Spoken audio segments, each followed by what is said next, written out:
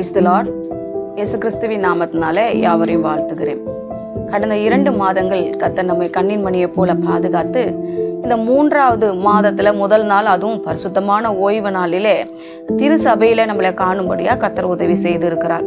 இந்த 2 மாதங்கள் இப்பொழுதுதான் நேற்று தினத்தில் தான் நியூ இயர் வந்த மாதிரி இருக்கு. அதற்குள்ளாக 2 மாதங்கள் கடந்து ஓடிவிட்டது. எப்படி கர்த்தர் நம்மளை இம்மட்டுமா நடத்தி வந்ததுக்கு நம்ம நன்றி செலுத்துகிறோம். இன்றைக்கும் கூட நம்ம இந்த 3வது மாத வாக்குத்தத்தமாக எரேமியா 31ஆம் அதிகாரத்தில் 14வது வசனத்தில் இப்படியா சொல்லப்பட்டிருக்கிறது: ஆசாரியர்களின் ஆத்துமாவை கொழுமையானவைகளால் பூரிப்பாக்குவேன், என் ஜனங்கள் நான் அளிக்கும் நன்மையினால் திருப்தி ஆவார்கள் என்று கர்த்தர் சொல்லுகிறார். என் ஜனங்கள் நான் அளிக்கும் நன்மையினால் திருப்தி ஆவார்கள். இந்த வசனத்தை, இந்த வாக்குத்தத்தத்தை இந்த மாதம் முழுவதும், ஆண்டவரே என்னை நீங்கள் உங்கள் நன்மையினால் நிரப்பி என்னை திருப்தியாக நடத்துங்க என்று நீங்கள் மாதம் முழுவதும் ஒவ்வொரு நாளும் நீங்கள் படுக்கைக்கு போவதற்கு முன்பாக அதிகாலையில் எழுந்திருக்கும் போது இதை சொல்லி சொல்லி செபிக்கும் பொழுது இந்த வாக்குத்தத்தமானது உங்கள் சந்ததியின் மேலே, உங்கள் குடும்பத்தின் மேலே, உங்கள் சந்தானத்தின் மேலே வந்து பழிக்கும் பனியை போல இறங்கி உங்கள் மேலே தங்கி இருக்கும். இதை நீங்கள் ஆமென்றும் ஆமென் என்றும் சுதந்திரித்துக் கொள்ளுங்கள். சரி, சுருக்கமாக 3 நன்மைகளை பார்த்துட்டு என்ன நன்மைகளாலெல்லாம் நம்மளை திருப்தியாக்க போகிறார் என்பதை பார்த்து நம்ம முடிக்க போகிறோம். முதலாவது பாருங்க, ஆதியாகமம் 32ஆம் அதிகாரம் 12வது வசனத்துல சொல்றாரு: தேவரீரோ, நான் உனக்கு மெய்யாகவே நன்மை செய்து உன் சந்ததியை எண்ணி முடியாத கடற்கரை மணலை போலவும் பெருக பண்ணுவேன் என்று சொன்னாரே.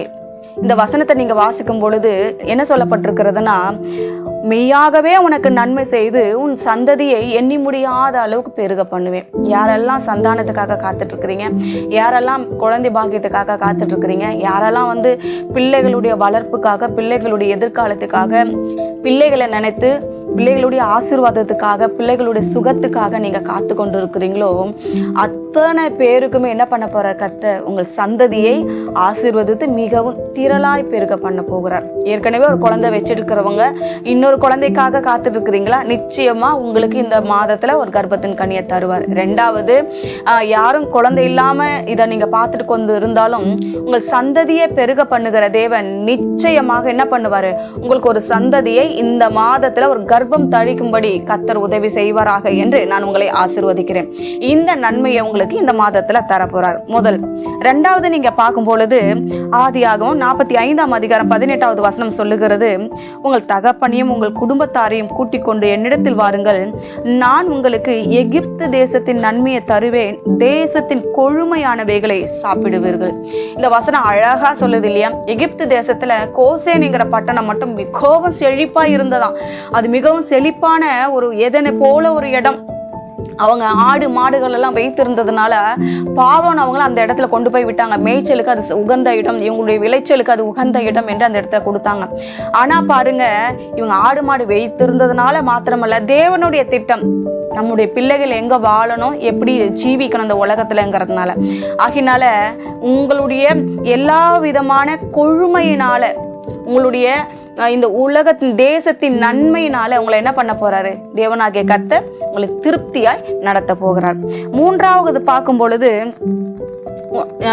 உபாகமம் 28ஆம் அதிகாரம் 11வது வசனம் சொல்லுகிறது: உனக்கு கொடுப்பேன் என்று கர்த்தர் உன் பிதாக்களுக்கு ஆணையிட்ட தேசத்தில் கர்த்தர் உன் கர்ப்பத்தின் கனியிலும் உன் மிருக ஜீவனின் பலனிலும் உன் நிலத்தின் கனியிலும் உனக்கு பரிபூரணம் நன்மை உண்டாக கட்டளையிடுவார். 3வது நன்மை பார்த்தீங்கன்னா, கர்ப்பத்தின் கனி, மிருக ஜீவன்கள், நிலம். இந்த 3 சொல்லப்படுகிறது. இந்த 3மே எதுனா, முதல்ல சொன்ன மாதிரி உங்களுடைய பிள்ளைகளை, எதிர்கால திட்டங்களை, பிள்ளைகளுடைய ஆசீர்வாதங்களை, சுகத்தை, பலத்தை, ஆரோக்கியத்தை, வளர்ச்சியை கர்த்தர் என்ன பண்ண போறாரு, ஆசீர்வதிக்க போறாரு. 2வது, மிருக ஜீவன்கள் என்று சொல்லும் பொழுது அப்பெல்லாம் வாகனமாய் பயன்படுத்தினார்கள். மிருக ஜீவன்களை வேலைக்காக பயன்படுத்தினார்கள். இன்றைக்கு நம்ம வேலைக்கு எப்படி போகிறோம்?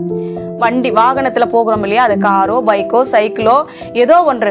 அந்த எப்படி சொல்றாரு, ரத்த ஆளுகைக்குள்ளாக என்ன பண்ண போறாரு, உங்களுடைய வாகனங்களை கர்த்தர் ஆசீர்வதிக்க போகிறார். 3வது பார்க்கும் பொழுது உங்களுடைய நிலத்தின் கனி. இப்ப யாரும் பயிரிடுறதில்ல. அப்போ கையின் பிரயாசங்கள், உங்களுடைய கையின் பிரயாசங்களை வர்த்திக்க பண்ணி, அதனால அவர் என்ன பண்ணுவாராம், உனக்கு பரிபூரணம் உண்டாகும்படி செய்வார். சம்பளம் கம்மியா வாங்கிட்டு இருந்தீங்களா, உங்களுக்கு ப்ரமோஷன் வரும், சம்பள உயர்வு வரும், பதவி உயர்வு வரும். பல நன்மைகளை நீங்க என்ன பண்ண போறீங்க, இந்த மாதத்துல சுதந்தரித்து கொள்ள போறீங்க.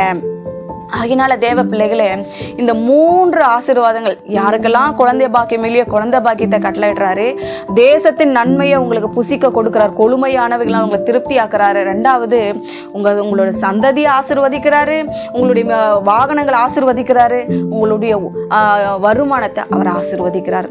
அது பெருக்கத்தையும் ஆசீர்வாதத்தையும் கொடுக்கிறார். அதுவும் பரிபூரணம் நன்மை உண்டாகும்படியாக கட்டளையிடுவாராம். அதற்கு தான் கர்த்தர் சொன்னாரு, என் ஜனங்கள் நான் அளிக்கும் நன்மையினால் திருப்தி அவர்கள். இந்த மாதம் முழுவதும் கர்த்தர் உங்களை திருப்தியாய் நடத்துவாராக. ஜெபிக்கலாமா? நல்ல தகப்பனே, இந்த வேலைக்காக நன்றி செலுத்துகிறோம் அப்பா. இந்த புதிய மாதத்தின் முதல் நாளுக்காக நன்றி. இந்த வாக்குத்தத்தங்கள் இவர்களுக்கு ஆசீர்வாதமாய் இருக்கவும், அது அவர்களுக்கு சொந்தமாக மாறும் உங்க கரத்தை ஒப்பு கொடுக்கிறோம். இயேசுவின் நாமத்தில் ஜெபிக்கிறோம் பிதாவே, ஆமென்.